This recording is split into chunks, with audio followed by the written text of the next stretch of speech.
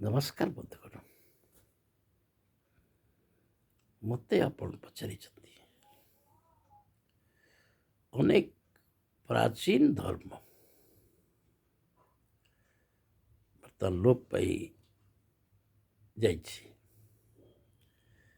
କିନ୍ତୁ ସନାତନ ଧର୍ମ ବା ସନାତନୀ ଧର୍ମ ବା ହିନ୍ଦୁ ଧର୍ମ ଯାହାକୁ ଆମେ କହୁ, ସେ ଲୋପ ପାଇନାହିଁ କାହିଁକି? ଏହାର ଗୋଟେ ସହଜ ଉତ୍ତର ହେଲା, ଏ ଯେଉଁ ସନାତନ ଧର୍ମ ବା ହିନ୍ଦୁ ଧର୍ମର ପୃଷ୍ଠପୋଷକ ହେଉଛନ୍ତି ସ୍ୱୟଂ ଭଗବାନ ବିଷ୍ଣୁ। ସେ ଗୀତାରେ କହିଛନ୍ତି ବି, ଯଦା ଯଦା ହି ଧର୍ମସ୍ୟ ଗ୍ଲାନିର୍ଭବତି ଭାରତ ଅଭ୍ୟୁତ୍ଥାନମଧର୍ମସ୍ୟ ତଦାତ୍ମାନ ସୃଜାମ୍ୟହମ୍। ତେଣୁ ଭାରତରେ ଏ ଯେଉଁ ହିନ୍ଦୁ ଧର୍ମ ବା ସନାତନ ଧର୍ମରେ ଯେତେବେଳେ କିଛି କଳଙ୍କି ଲାଗିଯାଏ ବା ଟିକେ ମଳିନ ହେଇଯାଏ, ସେତେବେଳେ ମୁଁ ଏହି ଧର୍ମର କଳଙ୍କି ବା ମଇଳା ଛଡ଼ାଇବା ପାଇଁ ବା ଧର୍ମ ରକ୍ଷା ପାଇଁ, ଧର୍ମର ପ୍ରତିଷ୍ଠା ପାଇଁ, ଧର୍ମର ପୁନର୍ଜୀବନ ପାଇଁ ମୁଁ ଯୁଗେ ଯୁଗେ ଜନ୍ମ ନେଇଥାଏ। ତେଣୁ ବିଭିନ୍ନ ଯୁଗରେ ବିଭିନ୍ନ ରୂପରେ ଭଗବାନ ଜନ୍ମ ନେଇ ଏହି ଧର୍ମର ପ୍ରତିଷ୍ଠା କରିଛନ୍ତି ଏବଂ ଧର୍ମ ପ୍ରତିଷ୍ଠା ସହ ସେ ସାଧୁମାନଙ୍କର ଉଦ୍ଧାର କରିଛନ୍ତି ଏବଂ ଅସାଧୁଙ୍କର ବିନାଶ କରିଛନ୍ତି।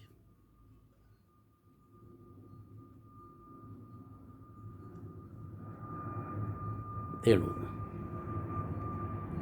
ଏ ସନାତନ ଧର୍ମ ବର୍ତ୍ତମାନ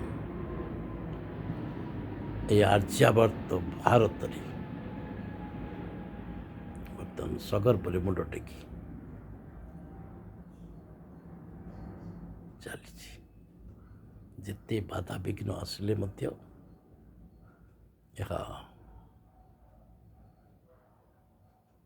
ଏହାର ବିଜୟ ପାଇଯାନ୍ତି ଉଚ୍ଚ ଆକାଶରେ ଉଡ଼ାୟମାନ ହେଉଛି। ରହିଲି,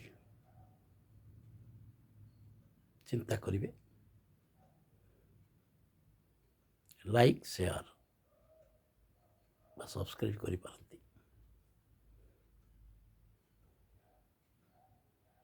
ମୁଁ ବି କହିବି,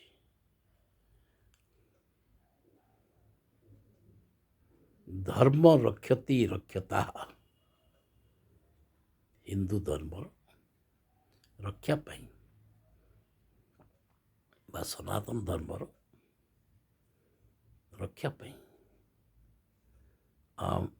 ଆପଣମାନେ ସମସ୍ତେ କାର୍ଯ୍ୟ କରିବା ଉଚିତ। କାହିଁକିନା ଏହି ଧର୍ମ ସମସ୍ତଙ୍କୁ ଶିକ୍ଷା ଦିଏ ଯେ ସମସ୍ତେ ସୁଖରେ ରହନ୍ତୁ, ସମସ୍ତେ ନିରୋଗ ରହନ୍ତୁ, କାହାର ଅସୁବିଧା ନ ହଉ, କୌଣସି ଲୋକର ଅମଙ୍ଗଳ ଏ ଧର୍ମ ଚିନ୍ତା କରେ ନାହିଁ। ତେଣୁ ଏହା ତିଷ୍ଠି ରହିଛି। ରହିଲି, ନମସ୍କାର, ଜୟ ହିନ୍ଦ।